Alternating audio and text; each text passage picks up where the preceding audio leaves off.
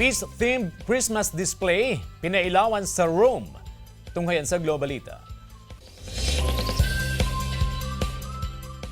Larawan ng natutulog na pusa. Ito ang kinagigiliwan ngayon ng mga dumarayo sa isang taniman ng palay sa Northern Thailand. Tanim ito ng isang factory worker na ngayon ay part-time farmer na at nahihilig sa paddy art.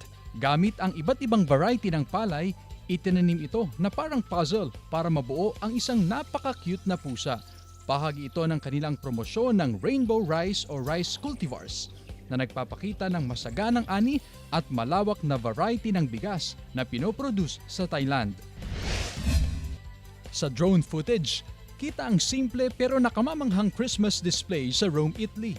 Kapayapaan ang tema ng kanilang Christmas display na nagbibigay ng liwanag sa kalsada ng tinaguriang Eternal City.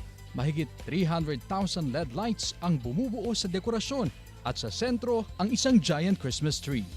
Chris Zuniga para sa Mornings with Jimmy, Regional TV.